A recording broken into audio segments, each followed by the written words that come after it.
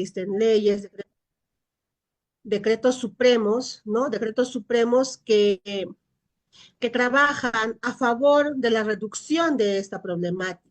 Entonces vamos a poder ver la ley 3364, que es la ley para prevenir, sancionar y erradicar toda forma de violencia contra las mujeres y los integrantes del grupo familiar. Entonces, a partir de esta ley o de la publicación de esta ley, entendemos que el Estado peruano trabaja, ¿no? Con un marco legal, como les decía, teniendo en consideración los derechos fundamentales de las personas. Entonces, esta ley 3364 es una norma promovida por el Estado peruano a fin de prevenir, a fin de erradicar y sancionar toda forma de violencia contra las mujeres por su condición de tales y contra los integrantes del grupo familiar, las cuales pueden producirse tanto en ámbitos públicos o privados, y especialmente se considera violencia cuando se encuentran en situación de vulnerabilidad, ya sea por edad o por situación física, como son nuestros niños, niñas y adolescentes, las personas adultas mayores y personas con discapacidad. Entonces, esta ley que ha sido promovida por el Estado peruano trabaja a favor de la reducción de esta problemática, pero hay una premisa, ¿no? Que especialmente hacia las personas cuando se encuentran en situación de vulnerabilidad. ¿Y quiénes son estas personas que se encuentran en situación de vulnerabilidad? Las mujeres, las madres gestantes, los adultos mayores, nuestros niños, niñas, adolescentes y personas con discapacidad. Esta ley establece mecanismos, establece medidas, también políticas integrales de prevención, atención y protección de estas víctimas, así como también la reparación del daño causado. Y por otro lado, dispone la persecución, sanción y reeducación de estos agresores sentenciados con la finalidad de ¿qué? De garantizar a las mujeres y al grupo familiar una vida libre de violencia, asegurando el ejercicio pleno de sus derechos. Entonces, la ley es muy clara, nos dice, por un lado, que trabajemos con las víctimas de violencia hacia las mujeres y los integrantes del grupo familiar, pero por otro lado también nos dice que trabajemos con los agresores. ¿En qué tema? ¿En qué sentido? En la reeducación. Pero por un lado podemos decir, pero ¿por qué trabajar con los agresores? Que ellos cumplan su pena, ¿no? Que ellos obtengan la sanción merecida. Podemos decir eso. Pero si nosotros dejamos de lado, o el Estado ha entendido que si se deja de lado este grupo poblacional, va a continuar con este círculo vicioso de la violencia.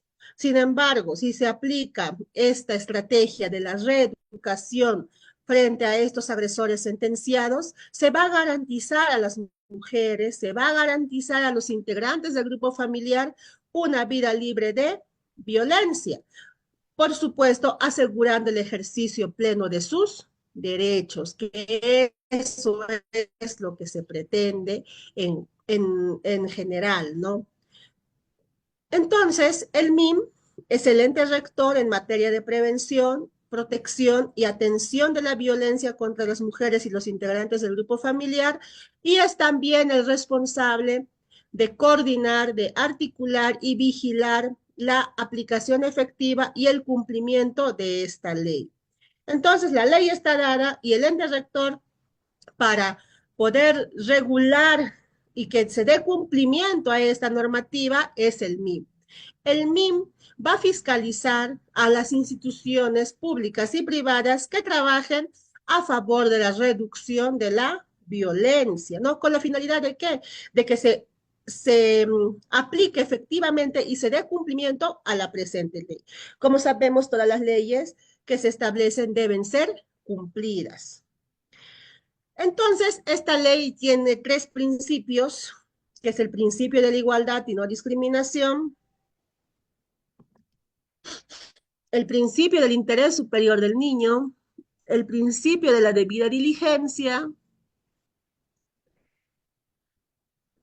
el principio de atención inmediata y oportuna, el principio de sencillez y oralidad, el principio de razonabilidad y proporcionalidad.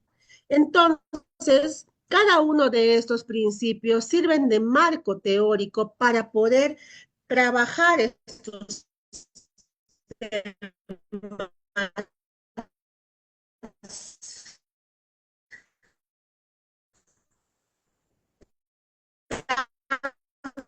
complejos que son la violencia hacia la mujer y los integrantes del grupo familiar. Estos principios, aparte de ser de mejor manera los casos de violencia hacia la mujer y los integrantes del grupo familiar.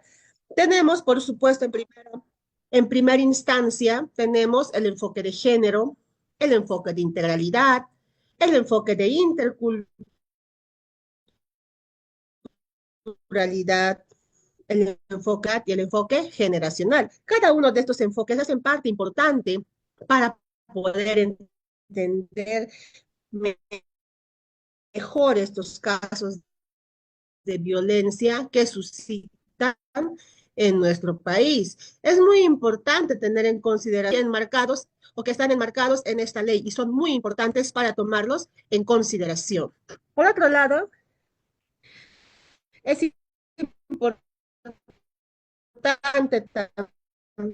también, tal, según la ley 3364, que menciona que la violencia contra cualquier integrante del grupo familiar es cualquier acción o conducta que le causa muerte, daño o sufrimiento físico, sexual o psicológico y que se produce en el contexto de una relación de responsabilidad, confianza o poder de parte de un integrante a otro del grupo familiar.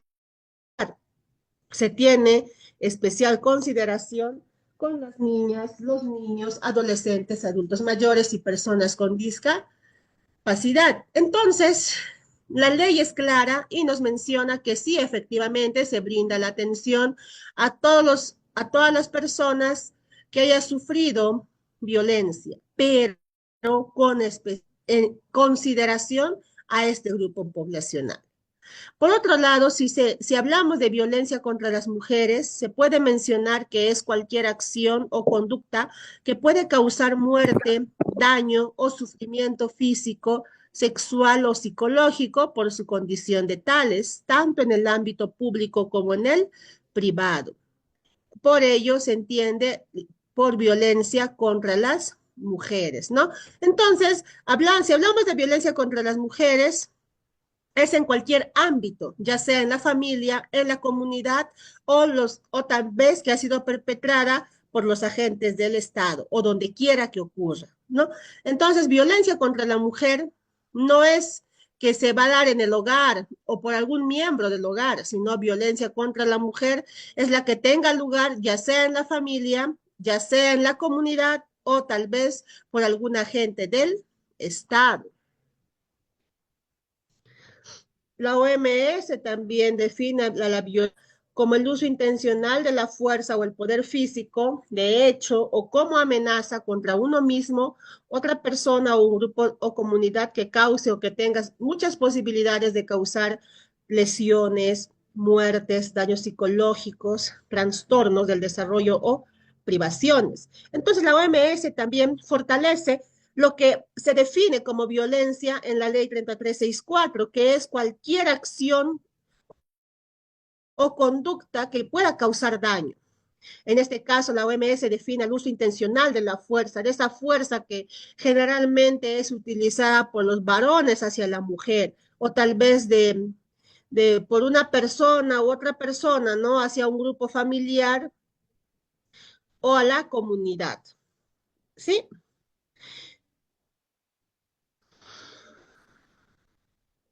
Muy bien, entonces se tiene cuatro tipos de violencia según la ley 3364 y considero que ya también lo conocemos, como son la violencia física, la violencia psicológica, violencia sexual y la violencia económica o patrimonial. La violencia física es la más evidenciada en nuestro país, ¿no?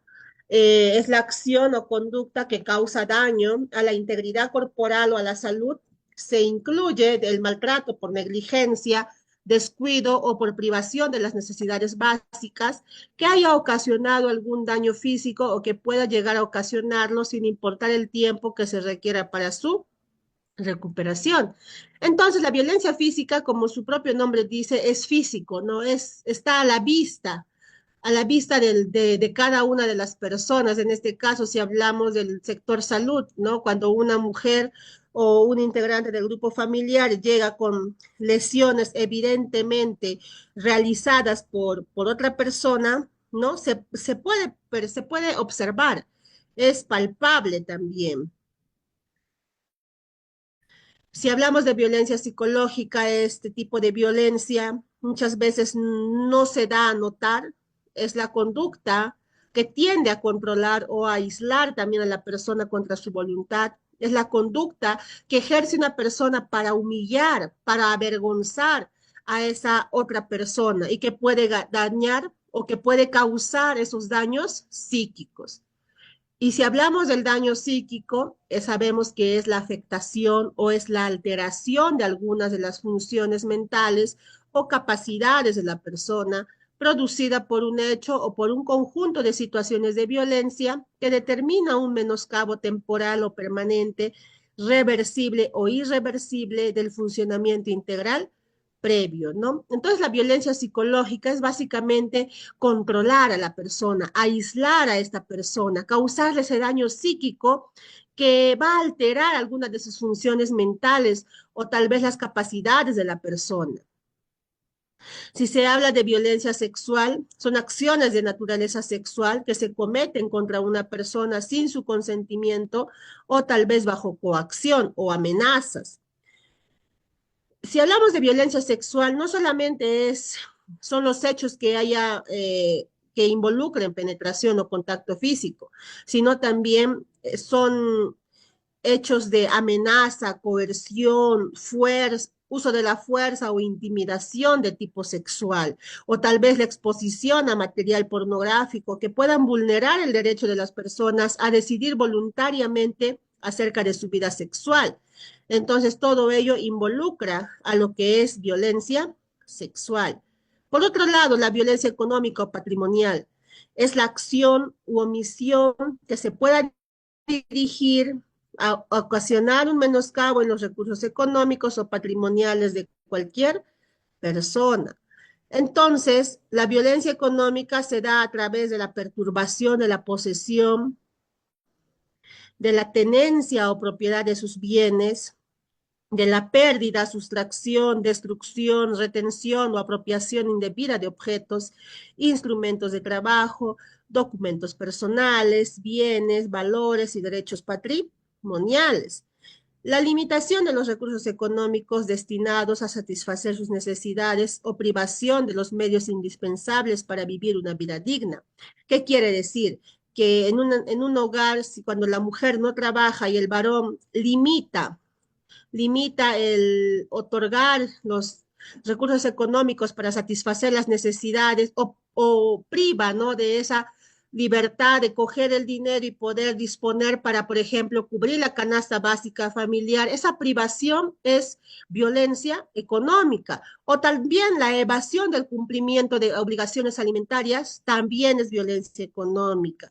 Y en general, si hablamos de violencia económica, es esa retención, apropiación indebida de los recursos económicos, los cuales pueden generar que la persona no tenga una adecuada calidad de vida. También se llama violencia económica a la limitación o al control de esos ingresos. Por decir, si una mujer trabaja, genera ingresos económicos, el varón, la pareja, le controla, ¿no? ¿Qué estás haciendo con tu dinero? Tú percibes 100 soles mensual. ¿Qué estás haciendo con esos 100 soles? Control de los ingresos, la limitación a la cual se llama violencia económica.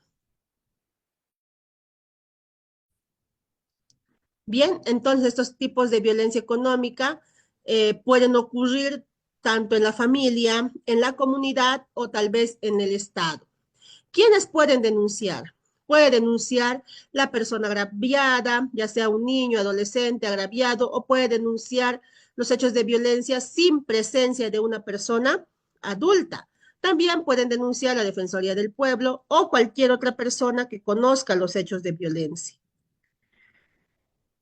Acerca de la denuncia, puede ser tanto escrito como verbal, se puede realizar ante la Policía Nacional del Perú, las fiscalías penales o las fiscalías de familia y los juzgados de familia. Entonces, en los lugares donde no existan estos últimos, es decir, los juzgados, las fiscalías penales, se pueden presentar ante los juzgados de paz, letrado o juzgado de paz. Cuando se trata de una denuncia verbal, se levanta un acta sin otra exigencia que la de suministrar una sucinta relación de los hechos. Es decir, yo voy a denunciar un caso y no es necesario pues que presente mi DNI o que presente todos mis datos, simplemente la exigencia que debo cumplir es relatar los hechos como han sucedido, como yo lo he visto, como yo lo he percibido. La denuncia puede ser interpuesta por la persona perjudicada o cualquier otra persona que haya sido parte de la violencia, o tal vez de alguna persona que haya observado estos hechos de violencia. No se requiere la firma de un abogado, no se requiere ningún otro tipo de formalidad. Entonces, nosotros, personas normales, podemos denunciar la violencia, pero quienes están en la obligación de denunciar son los profesionales de la salud y los profesionales de educación. Son ellos quienes tienen la obligación de denunciar, ¿no? Por la misma situación en la que se encuentran. Como les decía, ¿no? La denuncia puede ser verbal o escrita. Y aquí algo muy importante, las etapas del proceso de protección.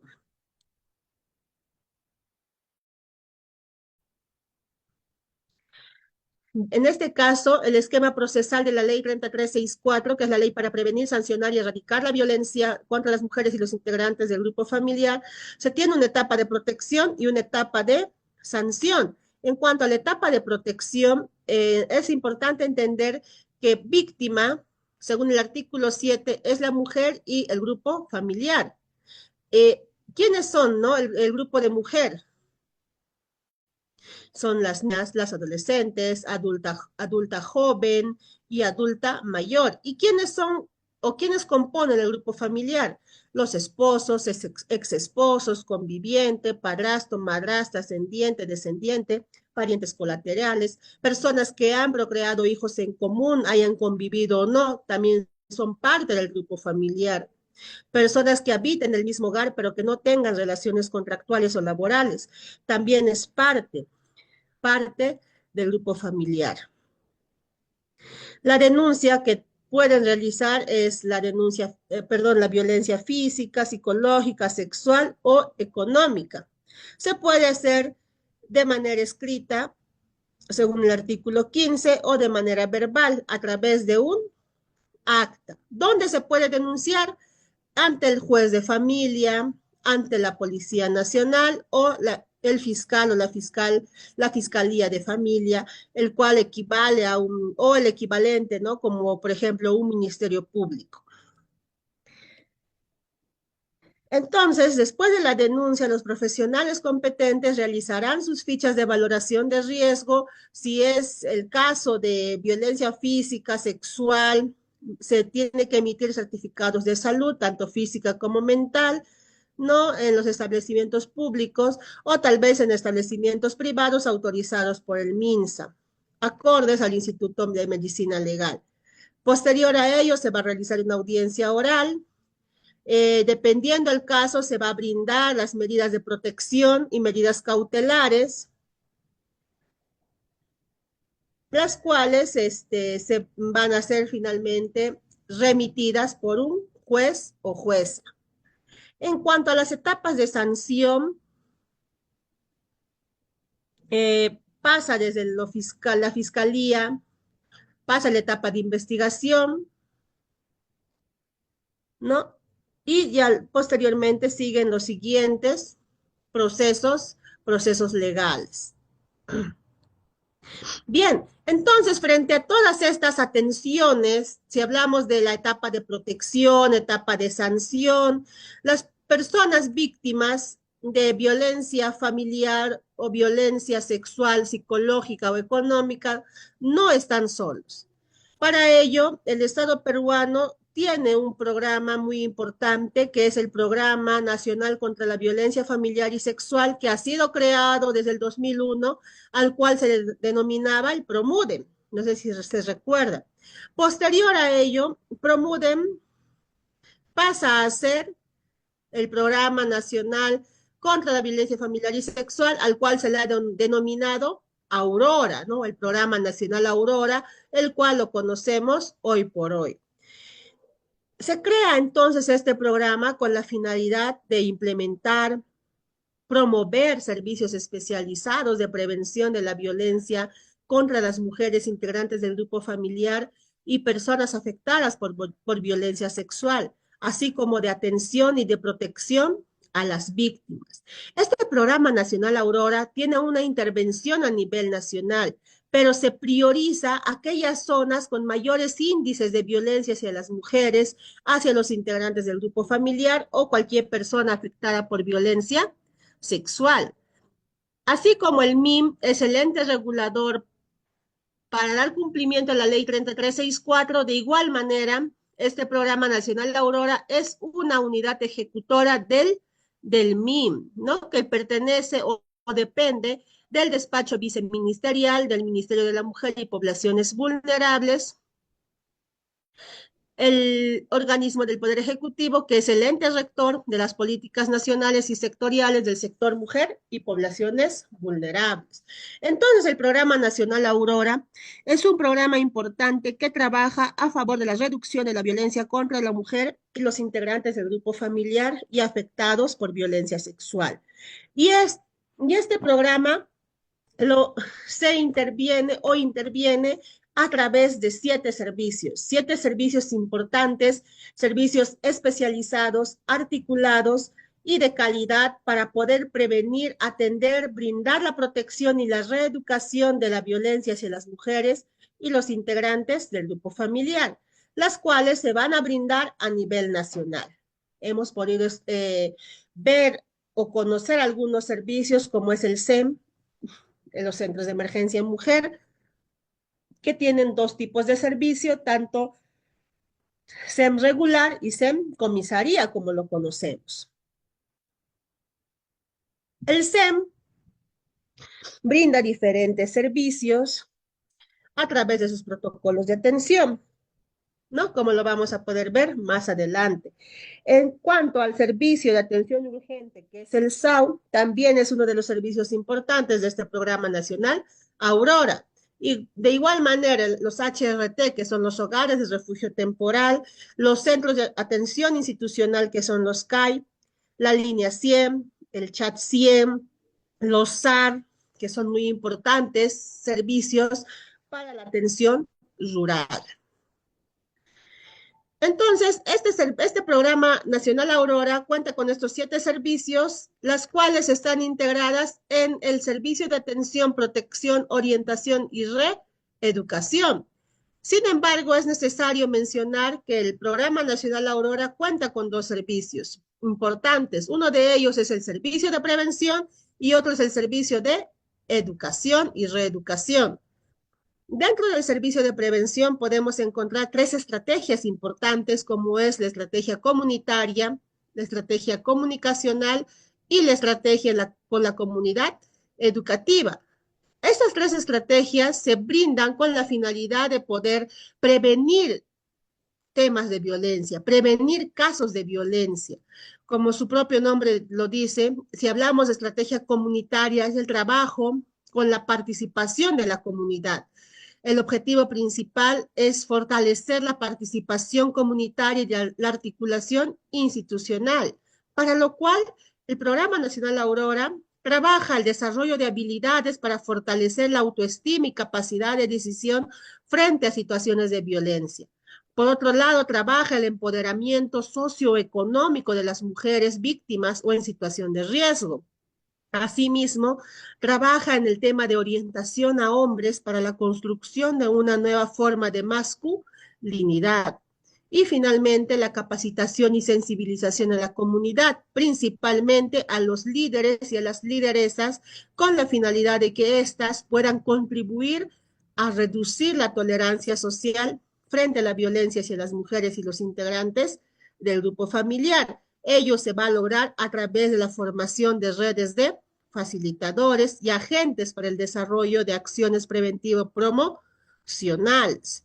Eso es en cuanto a la estrategia comunitaria. Por otro lado, la estrategia comunicacional, como su nombre lo dice, no son estrategias que se realizan a través de medios de comunicación masivo, como son la radio, los televisores, periódicos, redes sociales.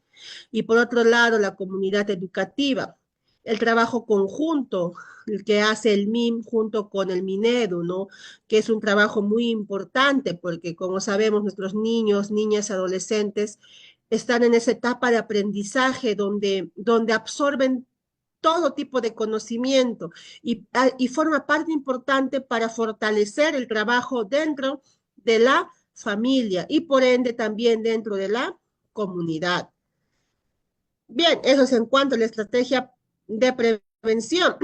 Y ahora, si hablamos de los servicios de atención y protección, orientación y reeducación, vamos a poder ubicar los 7 servicios. Como les había mencionado, los SEM, que son los Centros de Emergencia Mujer, que son servicios públicos interdisciplinarios, son servicios ininterrumpidos y gratuitos que brindan la atención integral para la protección, recuperación y acceso a la justicia de las personas afectadas por hechos de violencia contra la mujer, los integrantes del grupo familiar y violencia sexual, a partir de la concentración de instancias gubernamentales en un mismo espacio a fin de brindar una atención interinstitucional, secuencial y coordinada, ¿no? Si hablamos del CEN comisaría, es una estrategia muy importante ubicar a los centros de emergencia mujer en las comisarías, con la finalidad de que de tener un espacio físico donde se pueda brindar una atención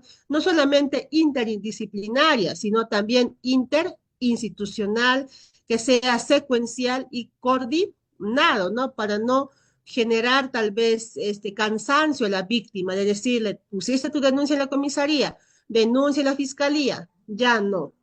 Entonces, los centros de emergencia mujer a partir de su ubicación en estos espacios va a generar y va a facilitar la atención a las víctimas. Por supuesto, sin dejar de lado los centros de emergencia mujer, que son regulares, ¿no? Porque también son espacios públicos especializados, son espacios interdisciplinarios y, por supuesto, gratuitos, que van a brindar esa atención integral a las personas, a las mujeres víctimas de violencia y a los integrantes del grupo familiar.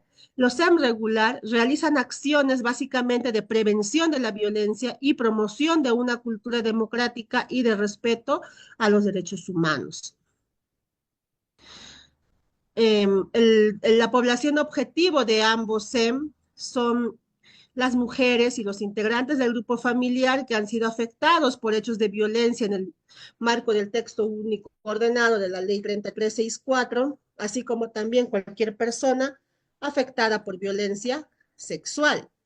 En cuanto a las características del servicio, hemos podido ver que tanto el SEM regular como el SEM comisaría son servicios públicos, son servicios especializados, interdisciplinarios y, por supuesto, gratuitos, que van a brindar esa atención integral para poder contribuir a la protección, para poder contribuir a la recuperación y acceso a la justicia de las personas afectadas por hechos de violencia contra las mujeres, los integrantes del grupo familiar y violencia sexual.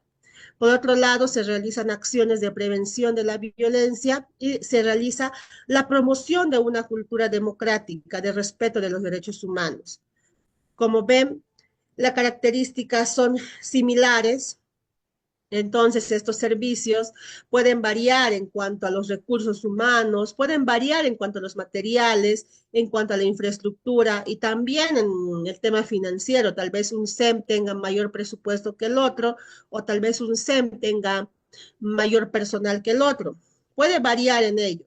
Sin embargo, en lo que respecta a los objetos de intervención, a los principios, enfoques y acciones para la protección de la persona usuaria, es el mismo. Es decir, se utilizan los mismos protocolos de atención, se utilizan los mismos principios y enfoques con la finalidad de poder brindar una atención integral especializada a la persona usuaria.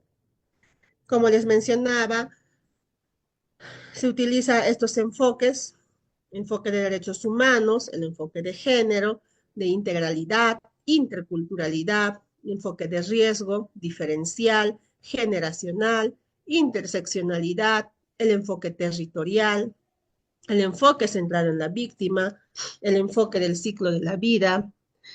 Por otro lado, también utiliza principios como son los principios de la igualdad, de no revictimización, de la debida diligencia y el principio del interés superior del niño. Y ambos van a ser importantes para poder realizar el abordaje interdisciplinario que es necesario para estos casos de violencia, entendiendo que la violencia es un problema complejo, es un problema multicausal que requiere necesariamente de un equipo interdisciplinario, el cual está conformado por un psicólogo o psicóloga, por un trabajador social o trabajadora social, por un abogado o abogada. ¿Con la finalidad de qué? De responder de manera integral a las necesidades del público, del usuario de este servicio, desde los enfoques, desde los principios que nos van a permitir interpretar, analizar y actuar a favor de la persona usuaria, ¿no? Entonces, ¿cuán importante es el uso de estos enfoques, de estos principios, para poder realizar un abordaje interdisciplinario oportuno, ¿no? Y se pueda interpretar de manera adecuada estos casos de violencia. Es necesario tener en cuenta que los profesionales del SEM deben de tener necesariamente conocimientos especializados en la temática de violencia, mujeres y los integrantes del grupo familiar y violencia sexual. Asimismo, deben tener la experiencia en el abordaje integral de casos. Sí, entonces, los SEM brindan una atención integral oportuna a las y a las víctimas de violencia familiar.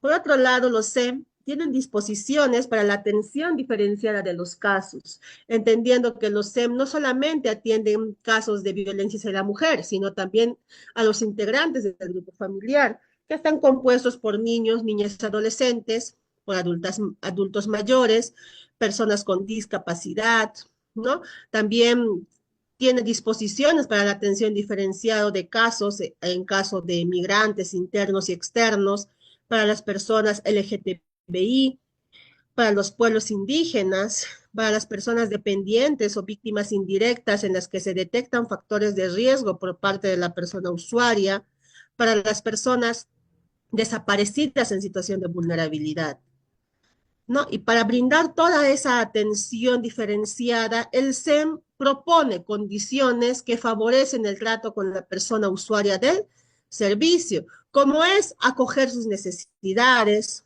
establecer una atmósfera de respeto y comprensión, escuchar activamente a la persona, realizar esas acciones de calma y apoyo que son muy necesarios, entregar la información oportuna, facilitar la expresión de la persona usuaria, valorar las capacidades de la persona, respetar la privacidad y, por supuesto, la entrevista no revictimizante, que es muy importante en estos casos, ¿no? Sobre todo en casos de violencia hacia nuestros niños, niñas y adolescentes.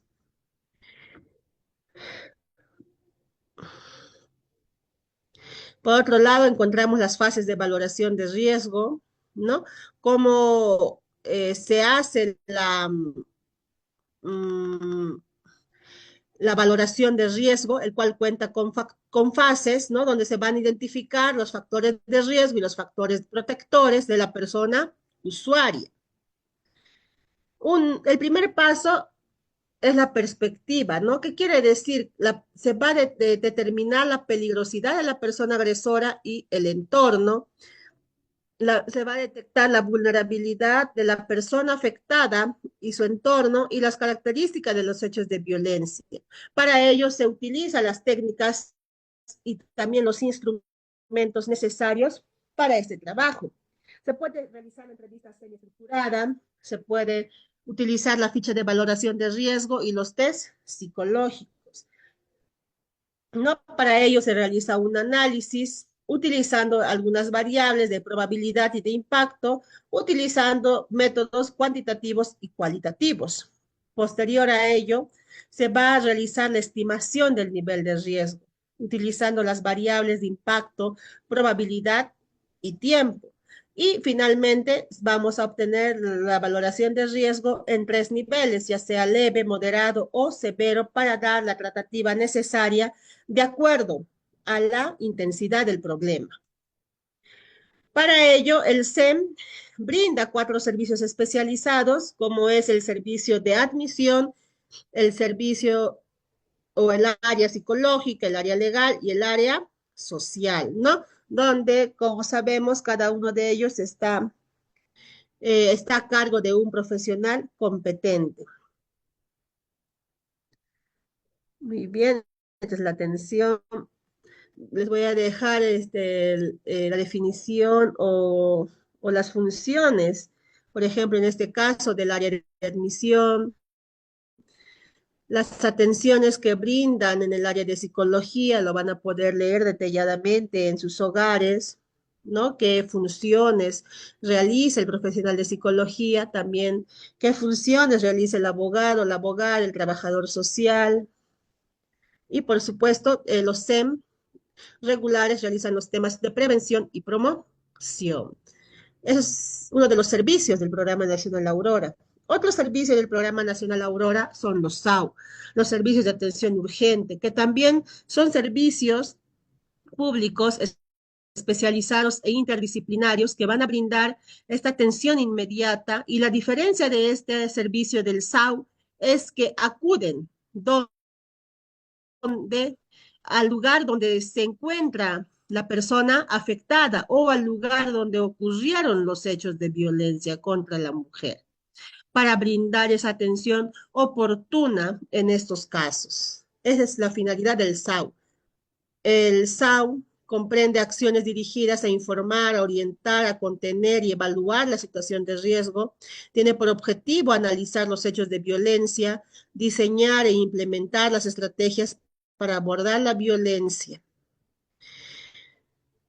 Entonces, el SAU tiene algunas acciones importantes, como es gestionar la atención del caso, realizar la entrevista, evaluar el riesgo, gestionar el riesgo de violencia y, por supuesto, la derivación si fuera necesario. Aquí les dejo también el procedimiento de atención del SAU. Por otro lado, el CAI, que son los centros de atención institucional, que son parte de la reeducación, como les mencionaba, es un trabajo importante que realiza el Programa Nacional Aurora en el tema de reeducación para las personas, para los victimarios, ¿no? Con la finalidad de poder reeducarlos y evitar casos de violencia hacia otras mujeres, cambiándoles, ¿no? Las creencias, las percepciones, las ideas, pensamientos que de repente tengan estos varones hacia las mujeres. Y finalmente el trabajo o el fin del trabajo con estas personas es proteger a la víctima o evitar la generación de nuevas víctimas. Asimismo, otro servicio importante son los hogares de refugio temporal, los HRT, que son también casas de acogida que forman parte del sistema de atención integral, las cuales son lugares temporales para las víctimas de violencia, donde se va a brindar esa protección, ese albergue, esa alimentación y atención multidisciplinaria, propiciando o iniciando la recuperación integral de la persona víctima. Por otro lado, está la estrategia de prevención, atención y protección de la persona o frente a la violencia familiar y sexual en zonas rurales. Esta estrategia se implementa en distritos rurales de tanto de la costa, sierra y selva para poder contribuir al acceso a la justicia y derechos de la población de las zonas rurales, ámbitos de comunidades campesinas e indígenas y el derecho consuetudinario bajo el pleno respeto de los derechos humanos, ¿no? En cuanto a los servicios virtuales, vamos a tener dos servicios, que es la línea 100 y el chat 100. Si hablamos de la línea 100, también es un servicio gratuito de 24 horas, es un servicio especializado en brindar información, orientación, consejería y soporte emocional a las personas afectadas o a las personas involucradas en hechos de violencia sexual y a quienes conozcan sobre algún caso de maltrato en su entorno mediante atención telefónica a nivel nacional. Esta, esta línea 100 o este servicio de línea 100 cuenta también con un equipo multidisciplinario de profesionales especializados quienes van a atender temas de violencia y posteriormente van a dar la derivación o van a realizar la derivación necesaria. Una de las acciones importantes de este servicio es la derivación, también la contención emocional, la atención de llamadas de retorno y, por supuesto, la coordinación telefónica de urgencia. La línea 100 está aperturada a las 24 horas del día con la finalidad de poder obtener, ¿no?, esa información de hechos que puedan suscitar dentro de nuestro territorio y las cuales, por supuesto, serán derivadas a las instituciones pertinentes. Por otro lado, el chat 100 también es un servicio especializado a través del Internet y en tiempo real a cargo de profesionales del Programa Nacional Aurora, quienes van a brindar información, también van a brindar esa orientación psicológica a fin de identificar situaciones de riesgo de violencia que puedan presentarse en las relaciones de noviazgo, en las relaciones de enamoramiento y también atienden a personas afectadas por violencia. Entonces, estimados participantes, estos son los servicios que ofrece el Estado peruano desde el Programa Nacional Aurora en el país. Si tuvieran algún tipo de consulta, dudas, comentarios que realizar, los leo a través del chat o pueden activar sus micrófonos. Muchas gracias.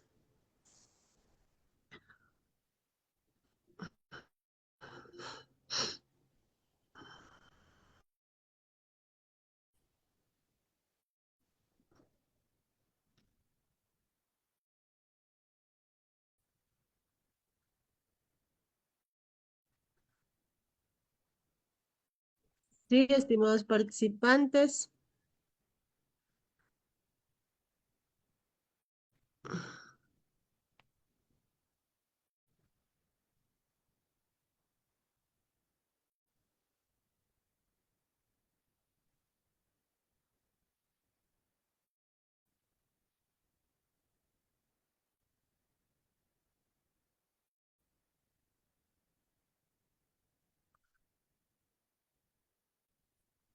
Jocelyn nos menciona, cuando la comisaría no toma en cuenta la denuncia por violencia familiar, es raro que la comisaría no tome en cuenta la denuncia. Muchas veces cuando acudimos a la comisaría que no es de familia, nos dicen, no acude a la comisaría, o perdón, cuando acudimos a un espacio de la policía que no es la comisaría de familia, nos dicen, no acudan a la comisaría de familia, porque en realidad es más factible, ¿no? Si bien es cierto, todas las instituciones públicas tienen la obligación de recepcionar un caso de violencia, incluso a mí también me molesta, ¿no? O me molestaría si voy a una institución y me dice, no, no puedo recepcionarte. Pero entendamos algo, de que si se realiza la denuncia en las instancias pertinentes, se va a poder brindar la atención inmediata y necesaria. Así lo hacemos, por ejemplo, en un espacio en la DINOES, no sé qué otras unidades existen en la policía, que se va a tomar el tiempo, por supuesto, de recepcionar el caso y posterior a ello la derivación y todas esos procedimientos que son necesarios, ¿no? pero si la comisaría de familia no tomara en cuenta la denuncia, que es poco probable, las acciones que podemos tomar es acudir a la Defensoría del Pueblo, ¿no? Para dar conocimiento de que se está vulnerando los derechos de la persona usuaria.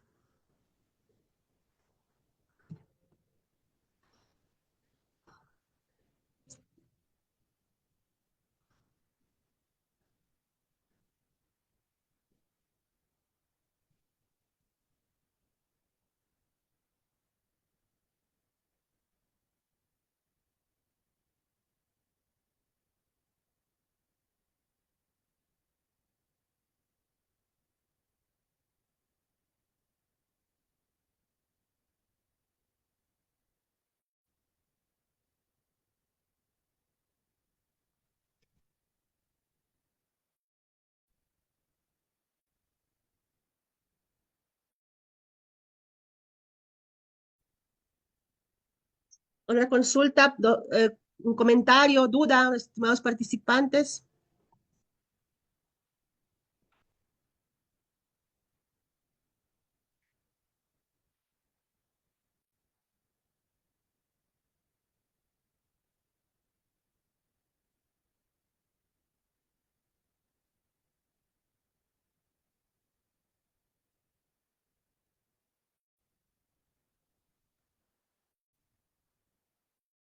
Si no hubiera más comentarios que realizar o alguna duda más que realizar, comentarles que los servicios que ofrece el Programa Nacional Aurora son servicios especializados en los cuales trabajan profesionales de las diferentes áreas, ¿no? Con la finalidad de brindar una atención integral, oportuna y adecuada a la persona usuaria víctima de violencia, sobre todo a las mujeres víctimas de violencia y a los integrantes del grupo familiar.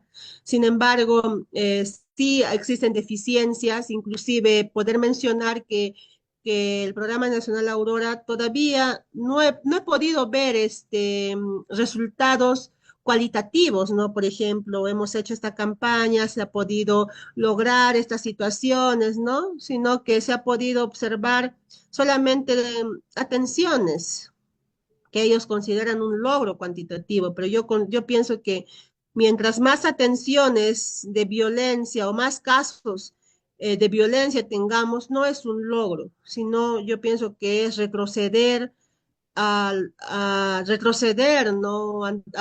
Anteriormente a los años donde no se realizaba ningún tipo de trabajo. Entonces, si estamos atendiendo más casos de violencia año tras año, no se está realizando el trabajo de prevención, no se está realizando el trabajo de promoción, cuando yo creo que eso se debería manifestar en mayores estadísticas, ¿no? Y disminuir los casos de atención de violencia en el hecho de que atendamos 1.000 casos en el 2024 y 2.000 casos en el 2025 no es un logro, no, no es como un logro. Entonces, yo creo que se debería trabajar más en el tema de prevención, promoción, cuando, si es que se encontraran en estos espacios. Gaby nos menciona, cuando una pareja se agrede mutuamente, es calificado como violencia familiar o agresiones mutuas y no amerita una denuncia como tal. Vi un caso que como ambos no quisieron ir a la comisaría y se quedó en nada, pero ya hubo agresión y hay niños de por medio. Sí, pues general, también hay casos, ¿no? Donde la pareja se agrede mutuamente, pero eso sí es calificado como violencia familiar. ¿Por qué? Porque hay niños de por medio. Ahí están las víctimas, que son los integrantes del grupo familiar. Ahí vemos violencia psicológica. De repente hubo una agresión física hacia alguno de ellos, vemos violencia física, ¿no? Entonces, si ellos, la pareja, no quiere denunciar y si una persona ha podido evidenciar estos casos de violencia, puede denunciar.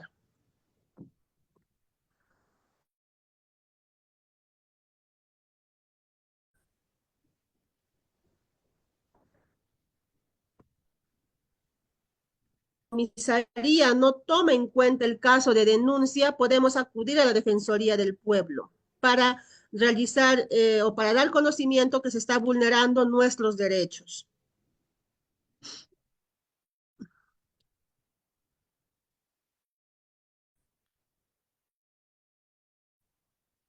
A usted, Gaby. Gracias.